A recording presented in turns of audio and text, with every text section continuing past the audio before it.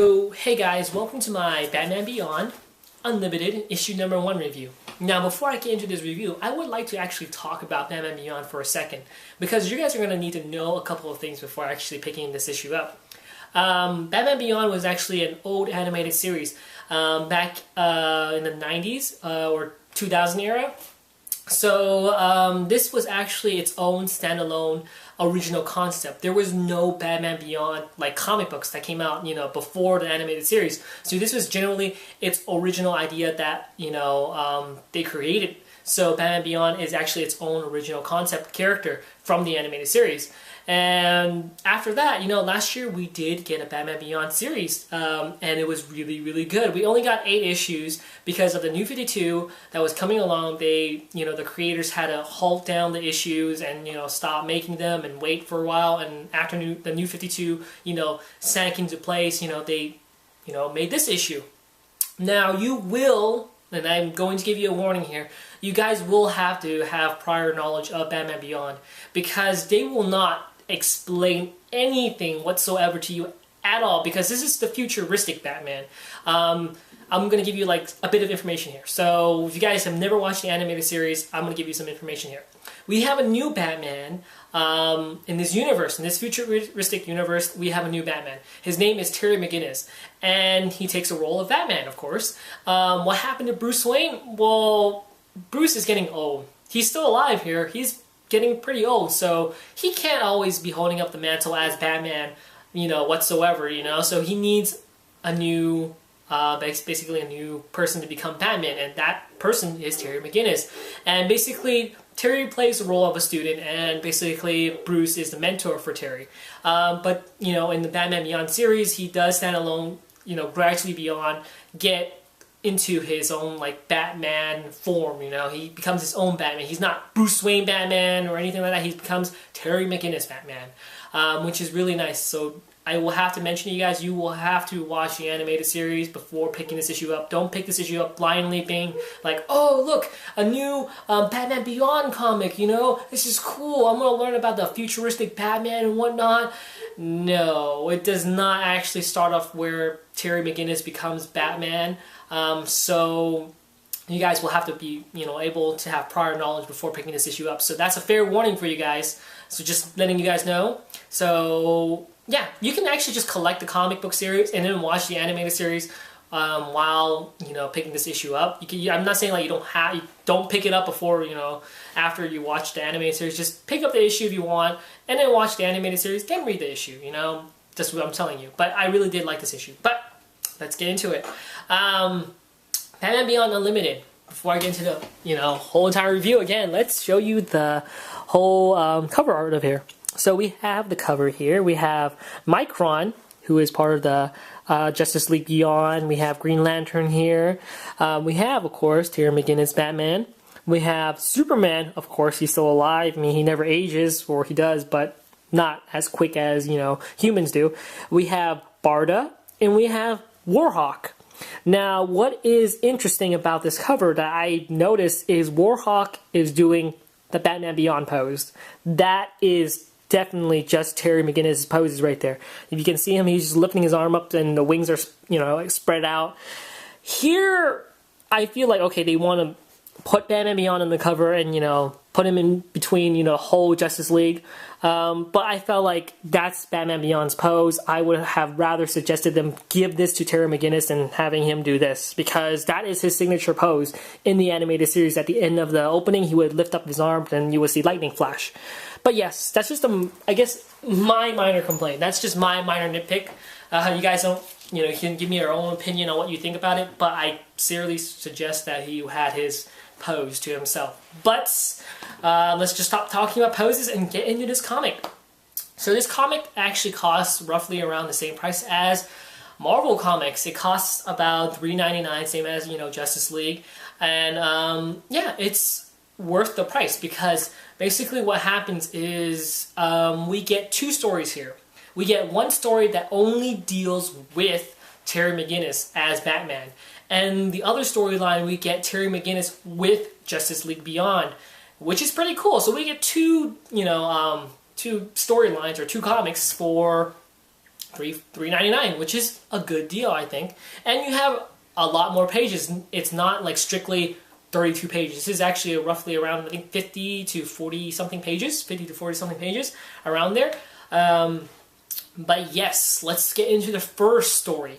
Now, we are thrown in where Batman Beyond actually left off on the 8th issue. They actually mentioned that there was going to be a prelude to the 1000 Joker, something kind of 1000 Joker, 110, I think 1000 Joker or something like that.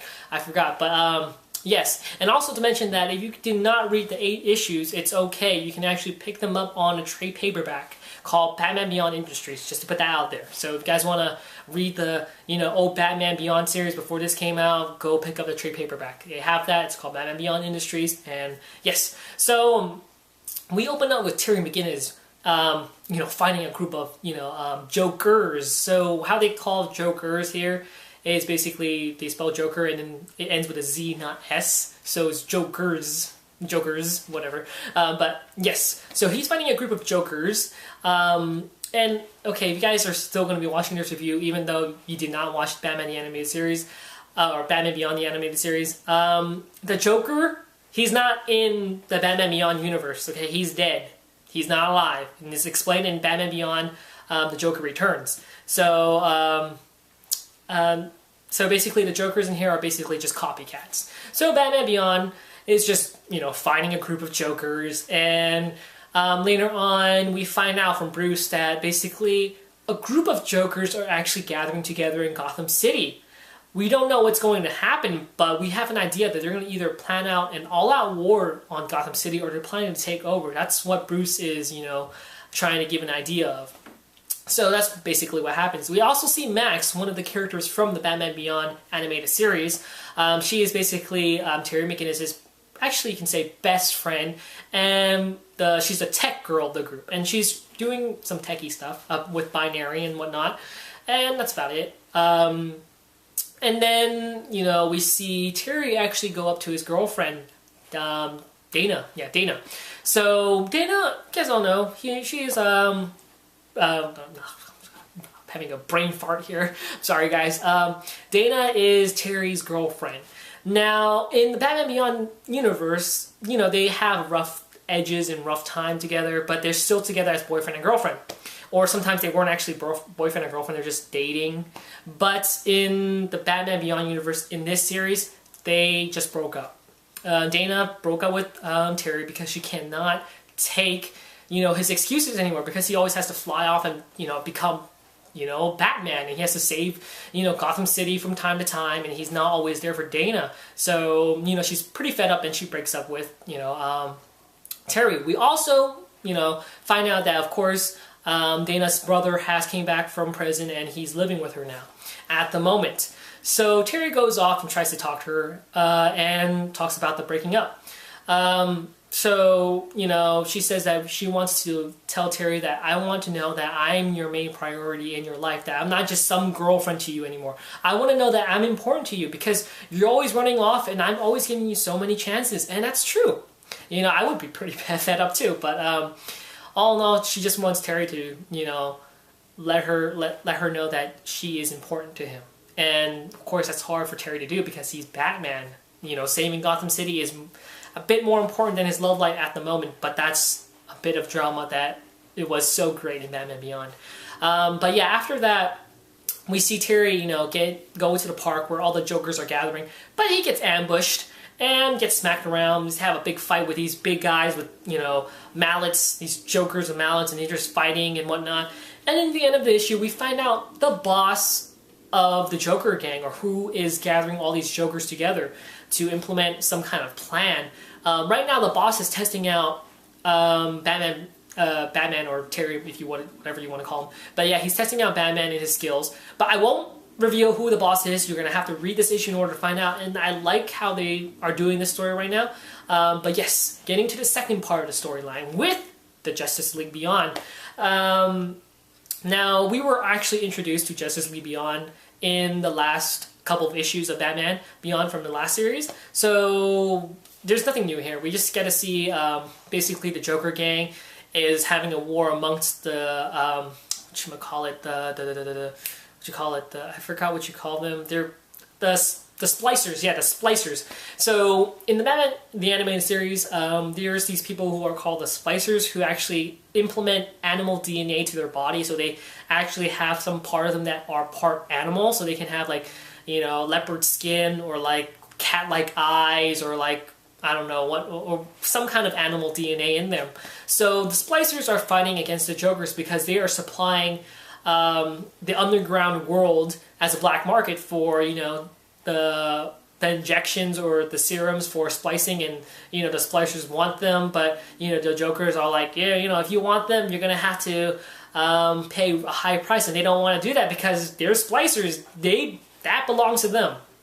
But yeah, of course they are about to fight, but of course the Batman Beyond. Not Batman Beyond, but the Justice League Beyond come around and intervene, and you know they have a big fight. You see Warhawk come along. We see Barda, Green Lantern. We see them fighting against them, and that's pretty much it that happens in the issue. We also see Dee Dee and Dee Dee.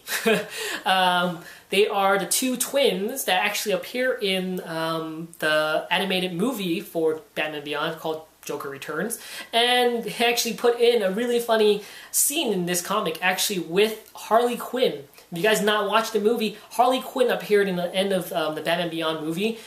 She basically is an old lady now, and you know Dee Dee and Dee Dee are actually, you know, her granddaughter, who their father is, I'm not going to say the Joker, but who knows. But yes, Harley Quinn does make a little appearance in here, but they don't really mention her name. But I'm just telling you guys that yeah, Harley Quinn is the grandmother of Dee Dee and Dee Dee. So after that, we see them go back to the Watchtower, and something's going on here. We see actually just a glimpse of Bizarra and Bizarro Boy, I guess. It's Bizarro's son, and Bizarra is his wife, I guess. And they were causing trouble and whatnot, so Superman sends them off into the Phantom Zone, and that's basically what happens. It has nothing to do with the storyline. They're just there, and it's just interesting to see these characters because you want to see, you know, who's in the future, and we actually see that, I guess, Bizarro has a family. But yes, after that, we have a storyline starting up.